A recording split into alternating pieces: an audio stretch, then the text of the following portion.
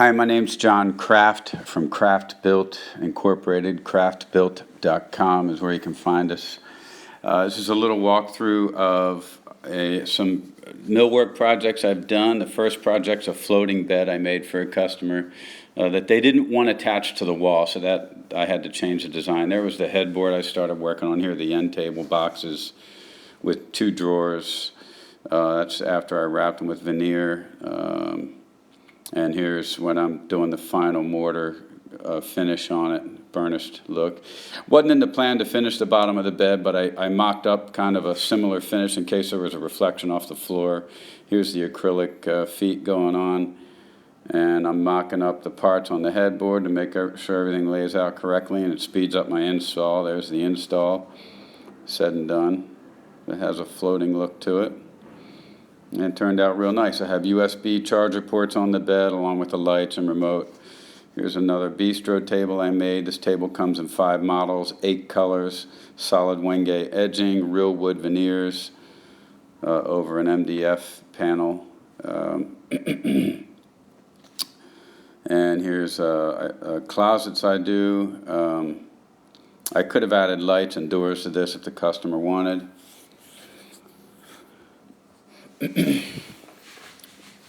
This is just a textured melamine closet, but I made the island with the solid wood drawers. And here's a little window seat. I made a phantom door to hide the safe. And here's a vanity that a lady wanted me to make after purchasing 2 vanities and not liking them. And I kept telling her I had an idea, and she was like, fine, just make it. So I surprised her, and she loved it, actually paid me more than what I asked for, which is good because it took me longer than I thought. Here's a, here's a pantry build-out I did. I just took all the guts out of the pantry and built in a millwork cabinet type interior to it after I did a cabinet refacing. That just shows some creativity for me, what I do. Here's a cabinet refacing. Typical, this is a thermofoil refacing. Pretty standard stuff. The next one is a refacing job, though it wasn't standard. This is a real wood Indian rosewood. So this is these panels were like $1,000 a piece to make the door parts out of. But I grain matched everything. I made glass doors just like the old kitchen had, and so they were real happy when this was done. They liked this color. They just wanted to change the look of the kitchen, and there you go.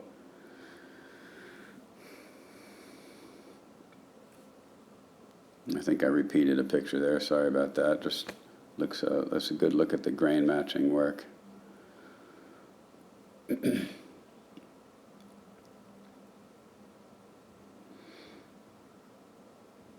Yeah, okay, and the next project is a kitchen I did in Fort Lauderdale. Another one, that was actually in Fort Lauderdale. This is in Fort Lauderdale.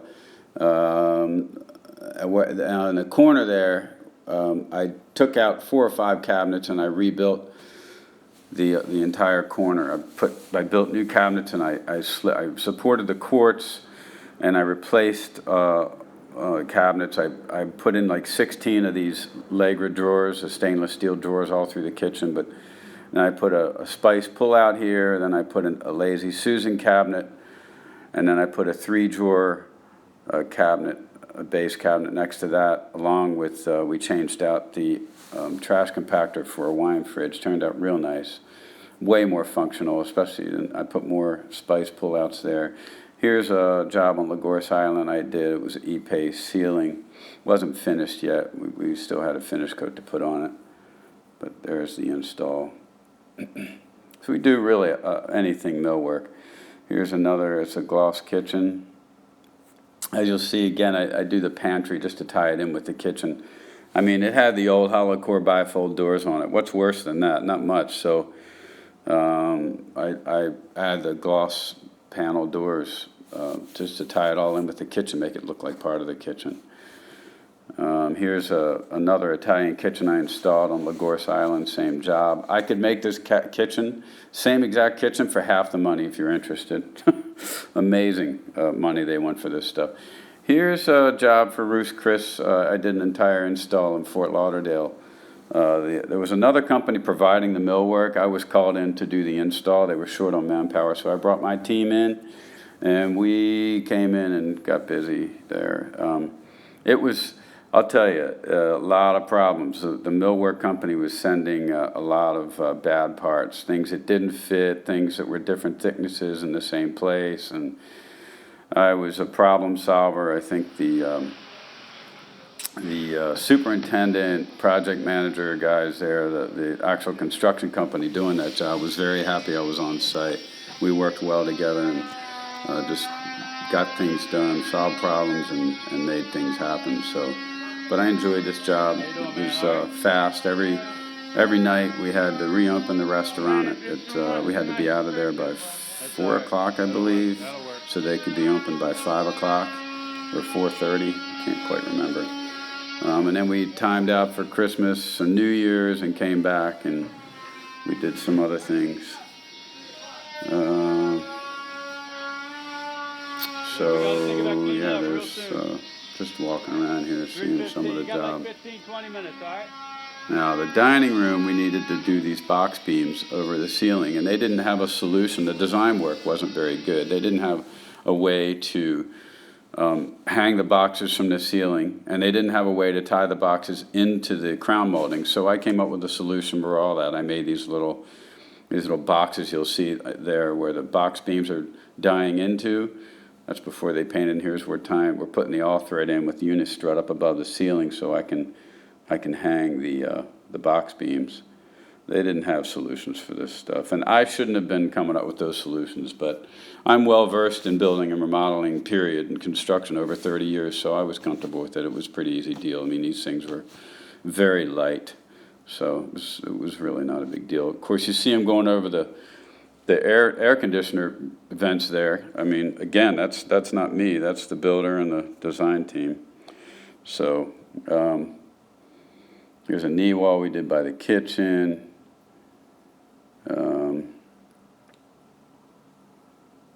Yeah, and then in the bar, we refaced the bottom or the front of the bar there, and then they wound up putting these vinyl cloth, whatever, the vinyl cushions on the face of the bar. Here's the bar going in. Literally the metal shelves they provided weren't welded accurately or properly. They were a little twisted, and everything was a fight there. I tell you, it was yeah. Anyway, we got it done. I figured it out. So my guys were very happy we got comped a meal there at Ruth's Chris. I happen to like Ruth's Chris, and I got free cheesecake. It was great. After the meal, I got it like a day or two later. I got more free food. Here's just more of the wine bottle displays going in. There's the reception desk put in. That's a project, or actually the owner's rep for Ruth's Chris. That guy was real nice. Yeah, there you go. There's some final pictures there. Here's the starts of a table I was making, just straightening up some parts. And here's actually a leftover part from Ruth's Chris that was made incorrectly, so I recycled it and put it in my bathroom. But before I did that, I put a piece of Schluter on the bottom just to have a metal banding all the way around the bottom of the floor. I was experimenting. It looked really cool. I really like it. There's a good look at it, close up. So I set it flush with the face of the panel, and I sanded the Schluter down, made it look good, give it a kind of a brushed finish. There's the box beams finished, and here's after the holidays we put this screen wall, prepared this opening for the screen wall perfectly level so that everything opened correctly. Here's a custom kitchen cabinet that I did for a kitchen up in Orlando, believe it or not. I didn't install that kitchen. I just made the parts, and the owner installed it. That's the island. That's where the cooktop will go and roll out for pots and pans there. It's a nice little feature. And Everything worked out perfectly. Little visual advertising there, Kraft Built. Everything was hard maple on this. It was all solid maple drawers, maple plywood, fully enclosed cabinets. Very, very nice. I'm proud of the cabinets I make. They're very high end. So here's this is the starts of a concierge desk I'm making, and I'm picking out the walnut flitches to custom make veneers to match a finish that we had from a designer in New York to match it perfectly. And this is when I'm making the parts for the top shelf of the desk, gluing everything up, biscuit joint it all together, and then I run it through the planer, smooth finish.